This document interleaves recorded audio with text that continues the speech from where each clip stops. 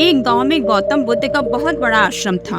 वहां पर एक प्रसिद्ध बौद्ध गुरु रहते थे। वहां पर उनका एक शिष्य बहुत ज्यादा बोलता था।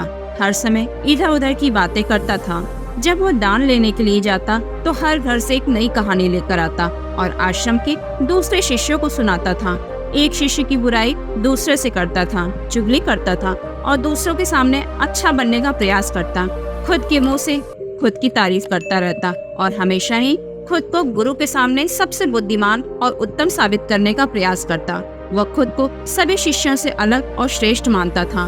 उसका कहना था कि मैं एक अमीर घर का बालक हूँ। अगर मैं चाहता तो एक आरामदायक और सुविधाओं से भरा जीवन जी सकता था, लेकिन मैं वह सब छोड़कर यहाँ आ गया क्योंकि मुझे सत्य की खोज करनी है, खुद को जानना है, जीवन को जानना है। इसलिए मेरा त्याग तुम सबसे बड़ा है। एक दिन गुरु ने आश्रम के सभी शिष्यों को बुलाकर कहा, आप सभी को अगले 1 माह के लिए कोई न कोई संकल्प लेना है। इससे आपकी संकल्प शक्ति मजबूत होगी और आप में आत्मशक्ति का संचार होगा। आप सभी अपने सामर्थ्य के अनुसार एक संकल्प ले सकते हैं और यदि 1 माह से पूर्व आप में से जिसका संकल्प टूट जाएगा तो वह अपनी पुरानी दिनचर्या में वापस आ जाएगा। सभी शिष्यों ने अपनी शक्ति के अनुसार छोटे बड़े संकल्प लिए और गुरु को अपने अपने संकल्प के बारे में बताकर वहां से चले गए। लेकिन वह शिष्य जो खुद को सबसे अलग और बड़ा दिखाना चाहता था, वो सीधे गुरु की कुटिया में पहुंच गया और बोला, मैं कोई छोटा मोटा संकल्प नहीं लेना चाहता, बल्कि खुद की ही भांति एक बड़ा और महान संकल्प लेना चाहता हूँ। कृपया आप ही बताएं क्या संकल्प लेना उचित होगा। यह बात सुनकर गुरु मुस्कुराए और बोले, क्या तुम मेरे द्वारा दिए गए संकल्प को पूरा कर पाओगे? क्या तुम्हारे लिए उसे पूरा करना संभव होगा? शायद नहीं, वह तुम्हारे लिए संभव नहीं। इसलिए तुम अपनी सामर्थ्य के अनुसार कोई भी संकल्प ले लो। लेकिन वह नहीं माना और बोला, आप जो भी संकल्प देंगे मैं उसे जरूर पूरा करूँगा। गुरु ने कहा, ठीक है, तुम अगले 1 माह तक चुप रहोगे, मुंह से एक शब्द भी नहीं निकालोगे, यही तुम्हारा संकल्प है। शिष्य ने कहा, गुरुदेव, यह भी कोई संकल्प है? यह तो बहुत आसान है। आप कोई बड़ा संकल्प दीजिए जो मेरी योग्यता के लायक हो। तो गुरु ने कहा, पहले इसे पूरा करके दिखाओ। शिष्य ने गुरु की बात मान ली और वह उसी समय चुप हो गया और पलटकर कुटिया से बाहर चला गया। उसे चुप रहना बहुत आसान काम लग रहा था। उसने एक दिन तो जैसे तैसे चुप रहकर काट लिया, लेकिन दूसरे दिन से उसके मन में ना बोलने का बोझ बढ़ने लगा। तीसरे दिन उसे भारीपन महसूस होने लगा और चौथे दिन उसके अंदर एक अजीब सी बेचैनी होने लगी, क्योंकि आसपास आश्रम के सभी शिष्य एक दूसरे से बातें कर रहे थे। वह भी अपना पक्ष उनके सामने रखना चाहता था, उनकी बोलती बंद कर देना चाहता था, लेकिन उसका संकल्प उसके आड़े आ रहा था। इसलिए वह पूरे दिन सिर्फ मुंह और आंखें बनाता रहा। इसी तरीके से कुछ दिन और बीते। वह शिष्य बीमार पड़ गया। उसका सिर फटा जा रहा था। उसका खाने पीने तक का मन नहीं कर रहा था। वह केवल बोलना चाहता था। गुरु के पास गया और उनके सामने बैठकर लिखकर उन्हें बताया, गुरुदेव, मैं बोलना चाहता हूँ, बिना बोले मुझे सांस नहीं आ रही, मेरा दम घुटता जा रहा है, मैं अंदर ही अंदर पागल हुआ जा रहा हूँ, मैं क्या करूँ, संकल्प तोड़ दूँ? तो गुरु मुस्कुराए और बोले, संकल्प तो तोड़ने के लिए ही होते हैं, लेकिन जो अपने संकल्प को पूरा कर लेता है वही अपनी आंतरिक शक्ति को बढ़ाता है। जो अपनी आंतरिक शक्ति को बढ़ा लेता है वो समाज और जागृति की राह पर चढ़ जाता है। संकल्प का लेना भी तुम्हारे हाथ में था और इसे तोड़ना भी तुम्हारे हाथ में है।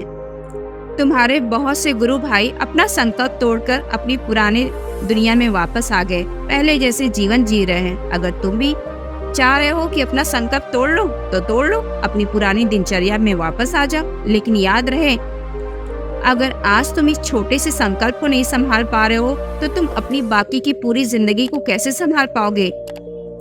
गुरु की यह बात उस शिष्य के दिल में चोट कर गई। बिना कुछ बोले वहां से वापस चला गया और खुद को अपनी कुटिया में बंद कर लिया।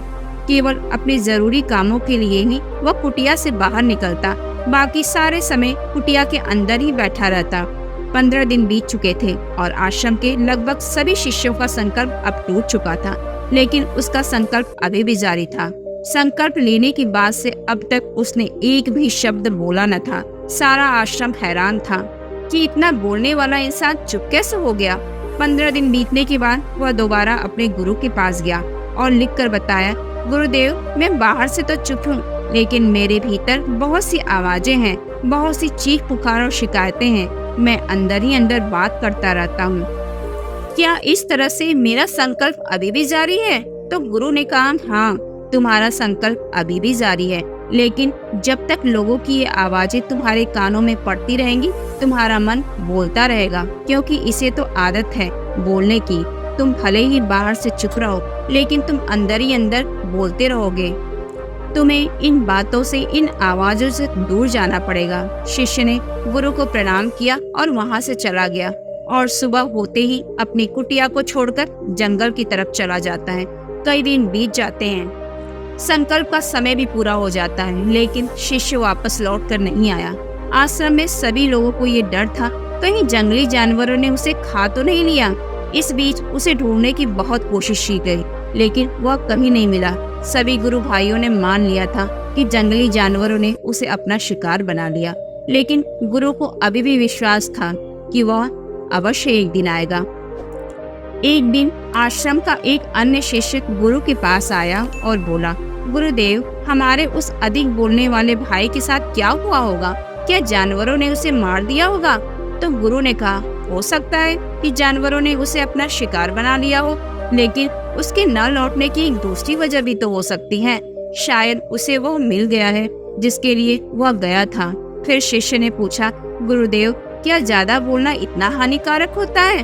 गुरु ने कहा, इंसान के जीवन के बहुत सारे दुख इसी बोलने के कारण ही होता है, क्योंकि वह कभी चुप नहीं रह सकता, हमेशा कुछ न कुछ बोलता ही रहता है। सिर्फ हमारे बोलने के कारण हमारे आधे से ज्यादा दुख पैदा हो जाते हैं। अधिकतर घरों में झगड़ों की वजह हमारा ज्यादा बोलना ही होता है। बहुत ज्यादा बोलने से हमें क्या मिलता है? कुछ नहीं, सब व्यर्थ और बर्बाद हो जाता है। इस पागलपन में हमने क्या खो दिया, इसका एहसास केवल कुछ ही लोगों को हो पाता है। बाकी लोग जैसे उन्हें अपने आने का पता नहीं होता, वैसे ही उन्हें अपने जाने का पता नहीं चल पाता। शिष्य ने कहा, तो फिर इसका क्या समाधान है गुरुदेव? गुरु ने कहा, पूरी जागरूकता के साथ अपने विचारों को देखना, यही एकमात्र तरीका है। सारी मानसिक समस्याओं का वर्तमान में रहकर चिंतन करना, पूरी जागरूकता के साथ। उसके बाद वह शिष्य गुरु से अपने प्रश्नों का उत्तर पाकर उनको प्रणाम करके वहां से चला जाता है। उस शिष्य को आश्रम छोड़कर गए हुए 3 महीने का समय बीत चुका था, लेकिन उसकी कोई खबर न थी। अब तक तो सभी गुरु भाइयों ने उसके वापस लौटने की उम्मीद भी छोड़ दी थी, लेकिन अचानक एक दिन वो आश्रम लौट आता है। उसे देखकर सभी के आशय और खुशी का ठिकाना न रहा, लेकिन अब वह नहीं रहा जो यहाँ से गया था। वह कुछ और ही बनकर वापस आया था। उसके अंदर एक गजब का बदलाव महसूस किया जा सकता था। उसके चेहरे पर एक गजब का ठहराव और आंखों में बड़ी शांति थी। आश्रम में आते ही सभी गुरु भाइयों ने उसे चारों तरफ से घेर लिया और बातें करने लगे। वह भी अपने गुरु भाइयों से बातें करने लगा। उसके बाद वह गुरु के पास गया, गुरु के चरण छुए और कहा, गुरुदेव, क्या मैं अब भी मौन हूँ? क्या अभी भी मेरा संकल्प जारी है? गुरु ने कुछ देर तक शिष्य की आंखों में बड़े ध्यान से देखा और कहा, हाँ, तुम अब भी मौन हो। तुम्हारे मुंह से एक भी शब्द नहीं निकल रहा और तुम्हारा संकल्प अभी भी जारी है। शिष्य ने कहा, गुरुदेव, जब मैं आश्रम से गया था मैं चुप तो था मुंह से, लेकिन मेरे अंदर बहुत सी आवाजें थी, मन में बहुत से प्रश्न थे और वह बंद ही नहीं हो रहे थे। तो मैं जंगल में चला गया इस उम्मीद से कि मुझे शांति मिलेगी और मेरे मन की बकबक कम हो जाएगी, लेकिन मैं जितना एकांत में जाता रहा, मेरे अंदर की आवाज उतनी ही तेज होती गई। मेरे भीतर की पुरानी से पुरानी आवाज मुझे सुनाई देने लगी। तब जाकर मैंने महसूस किया कि मैं कितना गलत कर रहा था। जब मैं अपने परिवार वालों और दोस्तों और गुरु भाइयों को बुरा भला कहता था, तो उस समय मुझे लगता था कि मैं सही कह रहा हूँ, लेकिन तब मुझे समझ में आया मैं कितना गलत था। सबका मजाक बनाता था, जो हर तरीके से गलत था। काफी दिनों तक ये आवाजें, यह शिकायतें मेरे अंदर चलती रही, लेकिन धीरे धीरे करके एक दिन ये सारी आवाजें मेरे अंदर से समाप्त हो गई। अब मैं भीतर से भी मौन हो गया। उस घने जंगल में बाहर से कोई बोलने वाला नहीं था और भीतर कोई आवाज बची ही नहीं थी। और मैं उस दिन पहली बार मौन का सही अर्थ समझा। मेरे चारों तरफ बहुत शांत वातावरण था। हालांकि अभी भी कुछ आवाजें आ रही थी जो पहले भी आती थी, लेकिन मैं उन्हें सुन नहीं पाता था। पर अब वह सभी आवाज मुझे स्पष्ट रूप से सुनाई दे रही थी।